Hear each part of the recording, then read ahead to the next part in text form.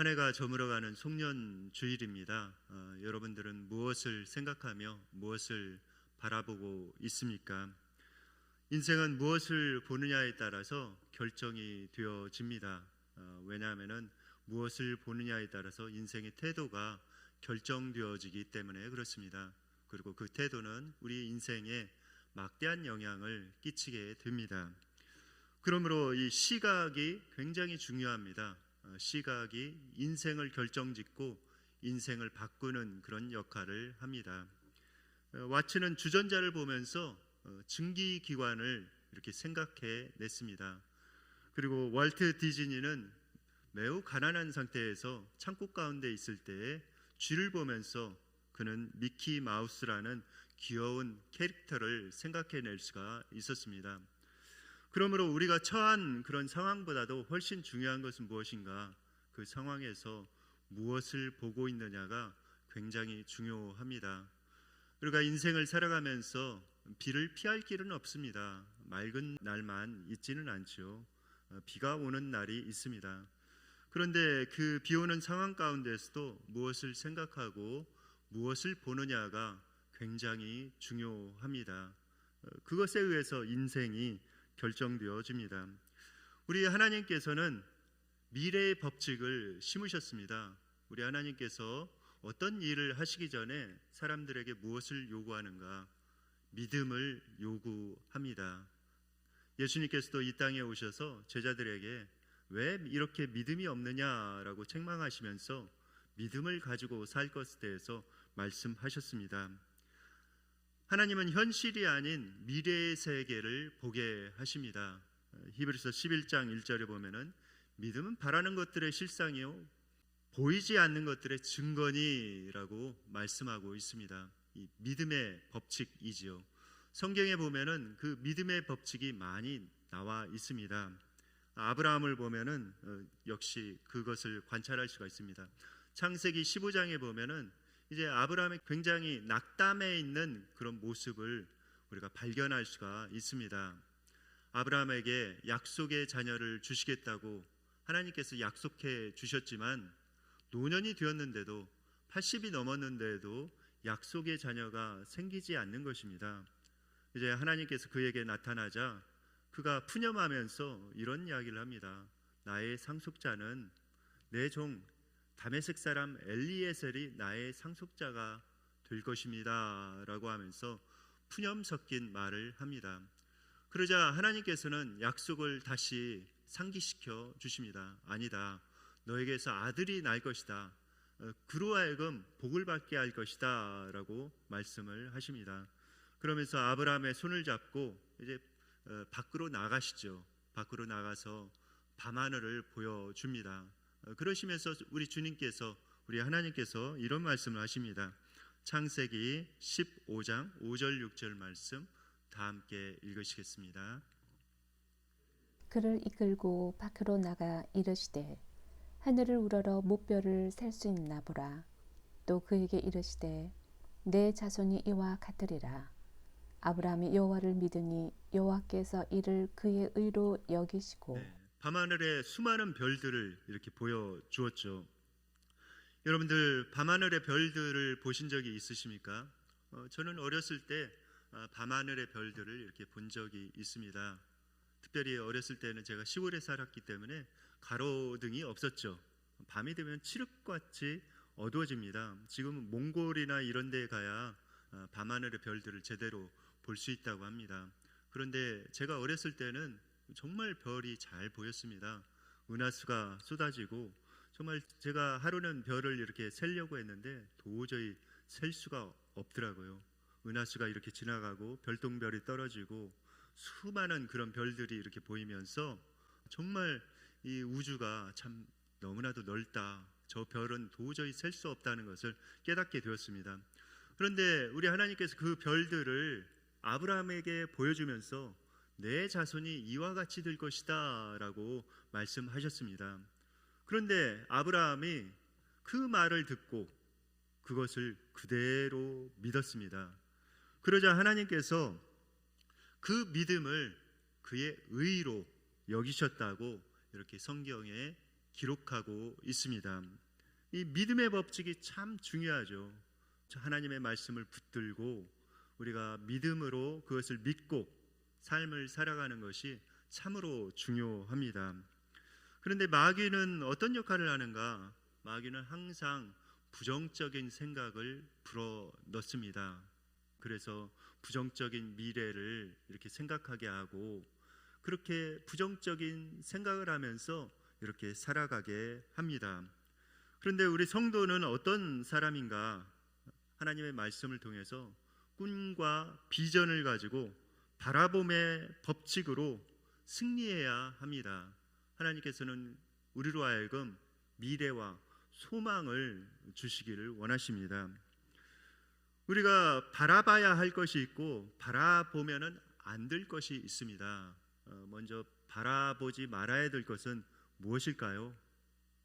첫 번째 바라보지 말아야 될 것은 과거입니다. 과거의 후회스러운 그런 결정들, 나의 실수들, 나의 죄악들, 과거에 묶여 있으면은 우리가 앞으로 전진해 나갈 수가 없습니다. 그런 과거는 하나님 앞에 다 맡겨버리고 앞으로 전진해 나가는 것이 필요합니다. 어제는 역사일 뿐이죠. 어제는 히스토리입니다. 이미 지나가 버린 것입니다. 도저히 내가 어떻게 할래야 할 수 없는 것이 바로 역사이죠. 어제입니다. 우리에게 오늘이라는 선물이 있습니다. 영어에 보면 프레젠트라고 하죠. 그것이 현재라는 뜻도 있지만 선물이라는 그런 뜻도 있습니다. 그러니까 오늘이 선물이라는 것입니다. 우리는 믿음으로 미래를 바라보면서 그 현실을 잘 살아가야 합니다. 믿음을 가지고 그렇게 살아갈 때 하나님께서는 우리의 삶을 그렇게 인도해 주십니다. 그러므로 여러분들 과거에 너무 집착하지 마시고 얽매이지 마시고 여러분들에게 주어진 그 현재를 미래를 바라보면서 살아가시기 바랍니다. 또 우리가 보지 말아야 될 것이 있습니다. 그것은 사람을 보지 말아야 합니다. 특별히 우리가 믿음 생활을 해나가면서 사람을 바라보았다가 이렇게 낙담하고 또 시험에 들 수가 있습니다. 사람은 사랑해야 하는 존재지 믿어야 하는 존재는 아닙니다. 정말 우리가 100% 믿어야 하는 그런 존재는 하나님이시지요. 사람은 사랑해야 하는 존재입니다. 특별히 교회 생활을 할 때에도 마찬가지입니다. 교회에서 이렇게 생활하는 사람들이 완전한 사람들이 아닙니다. 자칭 죄인이라고 생각하는 사람들이 모인 곳이 바로 교회이죠. 교회에서는 이렇게 병원입니다. 그야말로 와서 하나님께로부터 고침을 받고 성장해 나가고 또 치유함 받는 곳이 바로 교회입니다. 그러므로 여러분들 교회 하면은 완벽한 천국을 이렇게 생각하면 안 됩니다. 여러 부족한 사람들이 모여서 서로 사랑하는 그런 연습을 하고 서로 용서해 나가며 또 섬기는 연습을 하는 곳이 바로 교회다라는 사실을 기억하며 살아가야 합니다. 우리가 사람을 바라보아서는 안 되지요. 오직 하나님만을 바라보아야 합니다. 또 우리가 부정적인 것을 바라보아서는 안 됩니다. 여러분들이 인생을 살아가면서 항상 긍정적인 것과 부정적인 것이 항상 같이 존재합니다. 그 상황 가운데서 무엇을 보느냐에 따라서 여러분들의 인생이 좌우되어집니다. 거기에서 부정적인 것을 보면은 원망과 불평과 또 짜증이 올라오고 결국 인생이 그렇게 흘러가는 것입니다. 그러나 거기에서 긍정적인 것, 그것을 바라보면서 이렇게 나아갈 때 여러분들의 인생도 그렇게 전개되어져 갑니다. 낙제 점수를 받은 그런 아들이 있었습니다. 이 아들이 모든 과목을 한 과목만 빼놓고 모두 가를 이렇게 맞은 거예요. 한 과목만 양을 맞았습니다. 예전에는 수미 양가로 이렇게 평가를 했죠. 제일 잘하면 수를 줬습니다. 그리고 낙제하면은 가를 이렇게 준 것이죠. 그래서 그 성적표를 받아들고 이제 부모님에게 이렇게 전해준 것입니다. 보통 그 성적표를 보면은 어떻습니까? 부모님들 막 화를 내죠. 아니, 네가 너의 어머니를 닮아서 이러냐? 아니면 어머니가 이렇게 봤을 때는 네 아비를 어쩜 그렇게 꼭 닮았냐라고 하면서 이렇게 싸움이 일어납니다. 그런데 이 아버지는 좀 달랐습니다. 딱 성적표를 보더니 씩 웃으면서 아들을 보면서 이런 이야기를 합니다. 아들, 한 과목에만 너무 치중하지 말라고 그랬지라고 하면서 이렇게 이야기를 합니다. 그러면서 그것을 웃으면서 넘기게 되었죠. 그 아들이 얼마나 그 아버지의 그 말을 듣고 얼마나 마음 가운데 그 풍성함이 쌓였을까요? 아버지가 나를 정말 사랑하고 나를 있는 모습 그대로 용납하고 있구나라는 사실을 그는 깨닫게 되었을 것입니다. 참 중요하죠. 중요합니다. 우리가 안 좋은 것들만 계속 바라보고 불평을 하면 화병이 생깁니다. 그러나 좋은 면들을 이렇게 바라보며 나아갈 때 우리가 우리의 삶도 그렇게 진척되어 줄 수가 있습니다. 무엇을 바라보느냐가 참으로 중요합니다. 그것이 나의 운명을 결정합니다. 우리가 바라봐야 할 분은 누구인가? 바로 예수님입니다. 오늘 본문 히브리서 12장 2절에서 이렇게 말씀하고 있습니다. 히브리서 12장 2절 말씀 다 함께 읽으시겠습니다. 믿음의 주요 또 온전하게 하시는 이인 예수를 바라보자. 그는 그 앞에 있는 기쁨을 위하여 십자가를 참으사 부끄러움을 개의치 아니하시더니 하나님 보좌 우편에 앉으셨느니라. 네, 믿음의 주요 온전케 하시는 이인 예수를 바라보자라고 말씀하고 있습니다.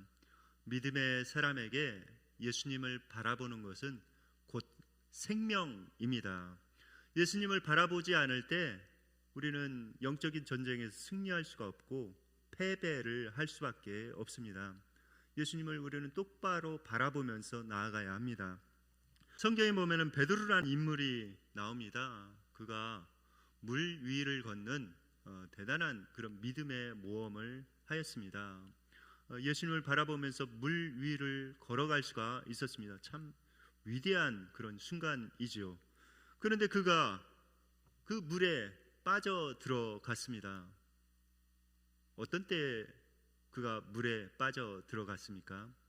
그가 예수님을 바라보지 않을 때에 물에 빠져 들어간 것입니다. 우리의 믿음 생활이 바로 그와 같습니다. 예수님을 바라보지 않고 주변의 환경과 자기 자신과 다른 것을 이렇게 바라볼 때에 우리는 빠져 들어갈 수밖에 없습니다. 그러나 예수님을 바라볼 때 예수님께로부터 오는 그런 놀라운 그런 믿음과 소망과 사랑이 우리의 마음속에 샘솟아 올라오게 됩니다. 그렇게 되면 우리는 물 위를 걸을 수 있는 그런 놀라운 믿음을 소유하면서 살아갈 수가 있는 것입니다. 베드로뿐만이 아닙니다. 여호수아와 갈렙 역시 그랬습니다. 이제 가나안 땅을 정탐하고 온 그 12명의 사람들, 그런데 10명의 사람들은 부정적인 것만을 이렇게 바라보았죠. 그곳에 갔더니 거민을 삼키는 땅입니다 라고 이야기를 하면서 거기에는 거대한 안악자손이 사는데 그 안악자손에 비하면 우리는 메뚜기 같았습니다 라고 그들은 그렇게 바라보고 이야기한 것입니다. 결국 그들은 그들의 말대로 똑같이 그들의 말대로 광야에서 쓰러져서 죽게 되었죠. 그러나 여호수아와 갈렙은 어떻습니까? 이렇게 이야기를 했습니다. 그들은 우리 밥입니다. 그리고 그곳은 젖과 꿀이 흐르는 땅입니다. 하나님께서 함께 하시면은 능히 이길 수가 있습니다 라고 하면서 믿음으로 하나님을 바라보았습니다. 그들의 마음 가운데는 그런 믿음이 있었죠. 정말 출애굽을 시켜주신 그 하나님께서 또 홍해를 가르신 그 하나님께서 역사하시면 못할 일이 없다라고 그들은 믿음을 가지고 하나님을 바라보았던 것입니다. 그러함으로 말미암아서 여호수아와 갈렙은 가나안 땅에 안전하게 들어갈 수 있었습니다. 우리가 빛 대신 주님을 바라볼 때 세상이 알지 못하는 평안과 용기가 찾아옵니다. 우리가 빛 대신 주님을 간절히 바라보면서 나아가야 합니다. 이사야서 40장 31절에 우리에게 이렇게 말씀하고 있습니다. 다 함께 한 목소리를 읽겠습니다. 오직 여호와를 앙망하는 자는 새 힘을 얻으리니 독수리가 날개치며 올라감 같을 것이요 다른 박질하여도 곤비하지 아니하겠고 걸어가도 피곤하지 아니하리로다. 네, 오직 여호와를 앙망하는 자는 새 힘을 얻으리니라고 말씀하고 있습니다. 여러분들 믿으십니까? 독수리의 날개치며 올라간 같은 그런 새 힘을 하나님을 앙망할 때 하나님께서 주십니다. 그렇다면 우리가 어떻게 예수님을 바라보아야 할까요? 하나님을 어떻게 앙망할 수 있을까요? 첫 번째는 하나님의 말씀을 통해서 그분을 바라보아야 합니다. 하나님께서는 우리에게 말씀을 주셨습니다. 이 말씀은 놀라운 역사가 있습니다. 하나님의 능력이 그 가운데 있습니다. 그 말씀, 이걸 히브리어로 뭐라고 하는지 아십니까? 다바르입니다. 다바르라고 하는데 이 다바르라는 말은 말씀이라는 뜻도 있지만은 일, 역사, 사건이라는 그런 뜻이 있습니다. 그러니까 하나님께서 말씀하시면은 그 말씀이 그냥 이 종이에 적혀져 있는 그 말씀으로 끝나는 것이 아니라 그것이 일과 사건으로 일어난다는 것입니다. 여러분들 하나님의 말씀은 땅에 하나도 떨어지지 않음을 믿으십니까? 그것이 하나님의 말씀이죠. 하나님께서 한번 말씀을 하시면은 그것이 사라지는 것이 아니라 그것이 사건으로 일로 그대로 이루어집니다. 그러므로 여러분들 하나님의 약속의 말씀을 붙드시고 그 말씀을 통해서 하나님을 바라보시기 바랍니다. 그 말씀이 여러분들의 인생을 이끌어 주실 것입니다. 여러분들이 믿음으로 그 말씀을 붙들면은 그 말씀이 승리할 수 있도록 여러분들의 삶을 인도해 줍니다. 우리가 또 하나님을 어떻게 바라봐야 하는가? 그것은 믿음의 법칙으로 바라보아야 합니다. 믿음은 바라는 것들의 실상이요 보이지 않는 것들의 증거니라고 말씀하고 있죠. 하나님의 말씀을 우리가 받았다면은 그것을 믿음으로 바라보면서 우리가 기도하면서 나아가야 합니다. 하나님께서 말씀하신 이 말씀이 저의 삶 가운데 그대로 이루어질 것을 믿습니다 라고 하면서 우리가 바라봄의 법칙을 가지고 하나님 앞에 나아가야 합니다. 그리고 우리가 어떻게 예수님을 바라보아야 하는가? 십자가를 통해서 예수님을 바라보아야 합니다. 예수님께서는 십자가에서 인내하셨습니다. 수많은 멸시와 조롱을 끝까지 참고 인내하시면서 다 이루었도다라고 말씀하셨습니다. 그래서 오늘 본문에 보면은 히브리서 12장 3절에 이렇게 우리에게 권면하고 있습니다. 다 함께 한 목소리를 읽겠습니다. 너희가 피곤하여 낙심하지 않기 위하여 죄인들이 이같이 자기에게 거역한 일을 참으신 일을 생각하라. 우리가 인생을 살아가다 보면은 여러 가지 인내해야 될 그런 상황들이 많이 닥쳐옵니다. 예수님께서도 이 땅에 살아가면서 그런 인내해야 되는 그런 순간들을 많이 맞이했습니다. 특별히 주변에 있는 그런 사람들이 자신을 배반하고 떠나갈 때 예수님은 그것을 또 인내하셔야만 했습니다. 믿었던 수제자 베드로가 예수님을 3번이나 부인하고 또 함께했던 예수님의 제자가 예수님을 팔아넘기고 또 주변에 있는 사람들이 이렇게 돌이켜서 이제 예수님을 저주하고 욕할 때 예수님께서는 끝까지 인내하셨습니다. 만약에 예수님께서 그때 참지 못하고 십자가에서 내려오셨다면 어떻게 되었을까요? 아마 우리는 결코 구원받지 못했을 것입니다.